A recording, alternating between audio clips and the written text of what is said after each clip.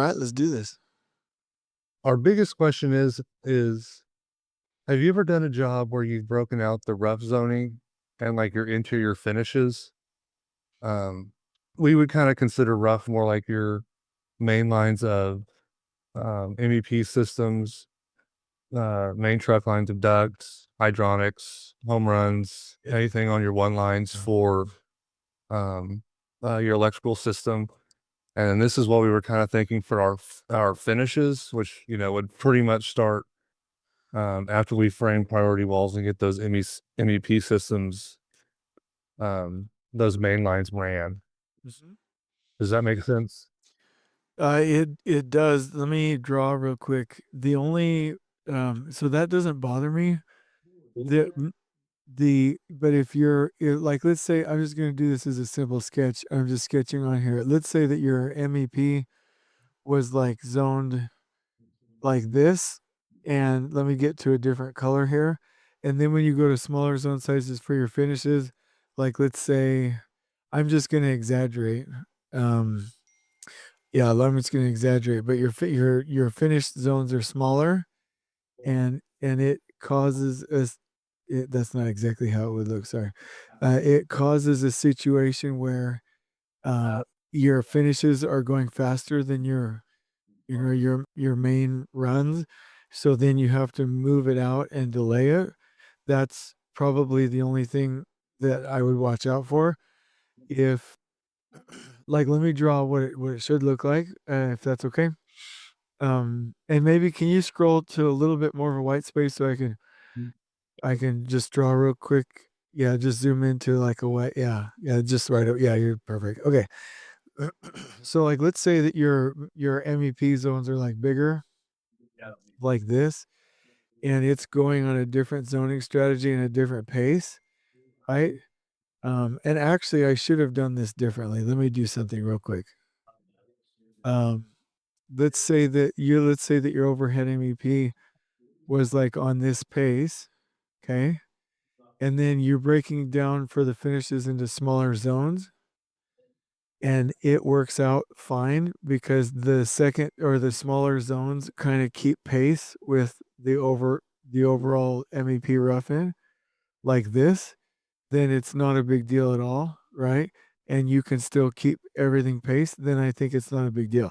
So if it you just have to watch and see, and I'll use pink, if it creates a situation like this where it's pushing your schedule out because they're going at two different speeds, that's probably not great. But if they're pacing together properly, I really like that. Have you analyzed that? Yeah, we've started on that, and I think I'm afraid we're going to turn into a little bit more of the pink situation. Okay. Especially with our market right now. Uh, One of the big concerns on this job is we've got a lot of data centers that are popping off all around this job, Yes. and they're paying a higher premium for manpower. Okay. So I think we're gonna kinda have to tailor this job to the electricians a little bit, Okay. uh, to keep their flow and keep their rhythm through the job and not make them a roadblock for everybody. That doesn't bother me. Typically, my normal answer in a normal market is that MEP folks ask for too much space, and Uh-huh. it's just an excuse. They can coordinate and spool any size assembly to fit any zone size. Like, they can do it. It's not a Yeah. big deal. But if you're saying the market is constraining you to where you have to let them follow their own path, sorry, to our point previously, and then maybe it's not as clean of a handoff. Let me actually just draw it like this. And then it's not as clean of a handoff, like, literally, the rest of the trades can go faster, but you have to work them backwards, right? Yeah. Right, and what you end up seeing is this inefficiency gap right here. I'm not good at sketching this anyway, but you see this. Let me go into pink, and you see this inefficiency gap in here. But it kind of is what it is because you're constrained by the market. Then at least as long as you're seeing it visually and knowing what your milestone is, I think it's great. Let me make one more point. is that you all are thinking about this properly, because you are thinking about this properly. You can group these together in the same thing, but essentially what you've done is you said in your floor, your overhead, let's say that this is a profile section. Your overhead MEP is basically like everything above this level is its own phase with its own zones. So it has its own phase with its own zones, right? And then you're just going to go ahead and create your tag plan from there. And then technically, what I'm hearing you say is that everything down below this ceiling, everything below the interstitial space is its own thing. So let me actually delete this stuff here real quick.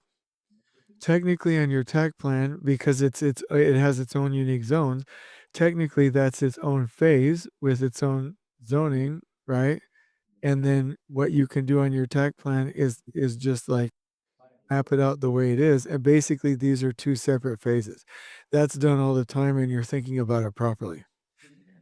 Yeah, so that's not a problem. What I would recommend on this, and I don't want to waste your time, is just to do different what if scenarios. Meaning, like, you could do a what if scenario. Let me give you a couple of examples. You could say, "Hey, oh, and here's the other thing. There's a famous quote that says, if if we have data, let's use data. If all we have are opinions, let's use mine." Like that's what the electrician and the MEP folks are probably saying. Until you have data. So if you have data and you say, "Hey, um, if we follow your zoning plan, this is what we have, and here's the end date. If you all go to our zoning, this is what we have, right? And this is our end date." Or, you know, whatever. I'm just gonna scribble some stuff. Like you show this is scenario one, scenario two, scenario three, scenario four, and then they see it. And they also see when they're gonna finish, they see their GCs, they see their GRs, right? They see how it's gonna impact them. Then maybe they come back and they're more willing to discuss like something like this. But everything you're saying to me tells me that you're on the right track. Are you happy or did that not answer? No, that helps a lot. Okay. Yeah. Sorry, we're muting because there's people talking in the background. So Yeah, we you're fine. Here's what I want to say. The fundamentals of the theory you all are following. Okay. excellent. Yeah. Brandon Smith and I went to your training and we came back and we were excited about the open office space. And then my Yeah, there's a single consequence of an open office space. it's great though. Yeah. Um, Yeah, well, so people going to do meetings and taking phone calls should actually probably go to a small production pod. So that's a misconception. Like if somebody's out, and I'm not making fun of them, but if somebody's out in your meeting and they're like, "Hey, do you go hunting now? It's Tuesday. What's up?" Well, then, like, no, no, no. There should be like little rooms where they go take phone calls and do their yeah, meetings. So the open office spaces not implemented well are problematic, but um, Yeah. you need you need you need to set up some rules. Rule number one is you got to have space for your introverts to go chill out and focus. Rule number two, if somebody has their headphones on, leave them alone. Rule number three, if somebody's going to be noisy, they need to pop off into a small production pod or a conference room. So, for sure. Okay. We'll let them know. yeah. Yeah. So I'm not teasing whoever that is, but the open office space has definite rules. If it's just a free for all, it's just chaos, right?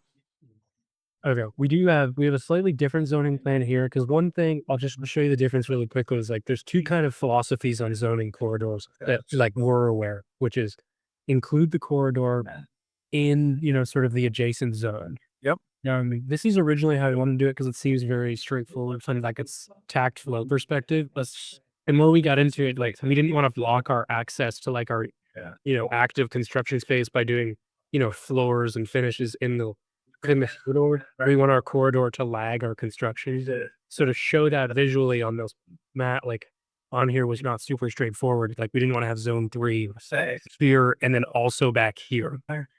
Right.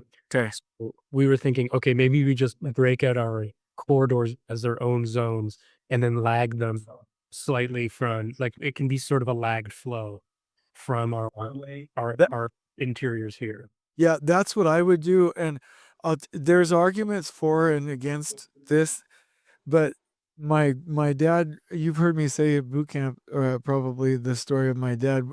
I never could bring myself to shooting a deer or shotgunning a quail, but I did hike with him with a gun, and I used to just go to the most beautiful areas, which would be like in a creek or something like that, and my dad would be like, "Jason, no self-respecting deer would catch himself dead in the freaking valley, like, down there, like, follow the nature trails."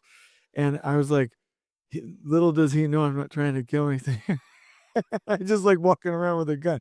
But no matter how much we wanna loop the corridors into the actual zones themselves, the nature trails will make your corridors the last things you build anyway. It'll make them your exits. It'll make it to where anything you build too early gets damaged.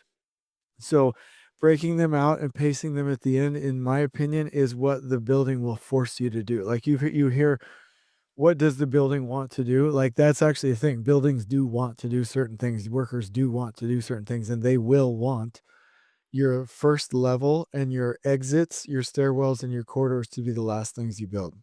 Like on all of our buildings, we're like 1, 2, 3, 4, 5, 6, 7, 8, 9, 10. But really the building will want to build 2, 3, 4, 5, 6, 7, 8, 10, 1, right? And do your exits and your corridors later. So I think what you have here is what I would do personally.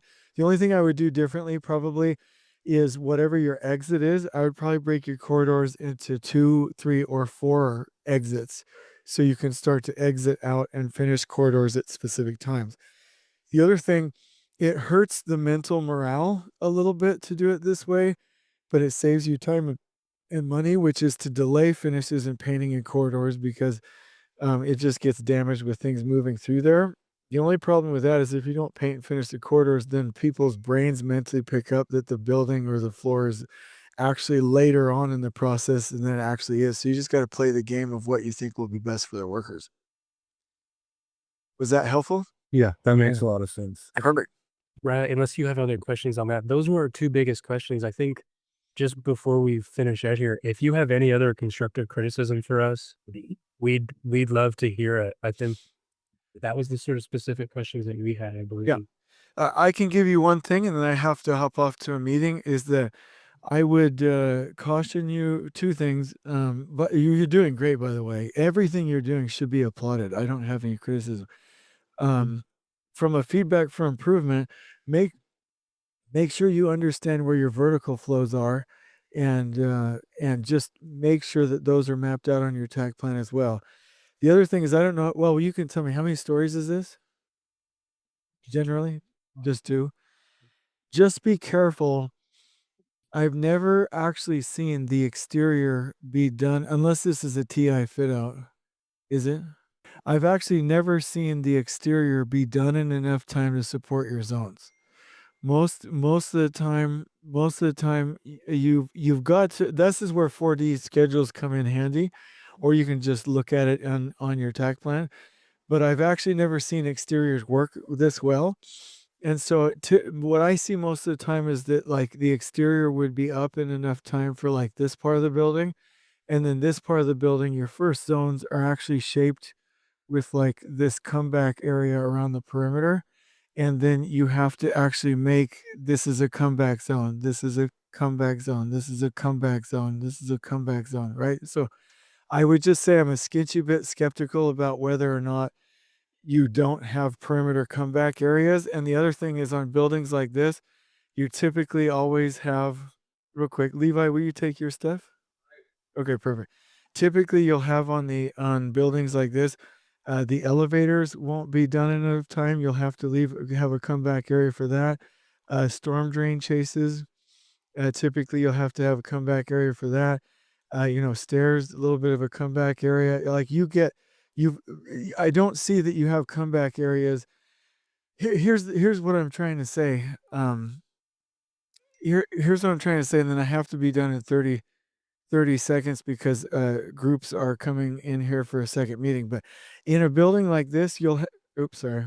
In a building like this, you'll have your first pass through the zones. Like let's say it's the red, and then you'll have your second pass, which is once the perimeter rooms are done, you'll come over here, and I don't know where your elevator is, but you'll pick up your elevator, you'll pick up your comeback rooms.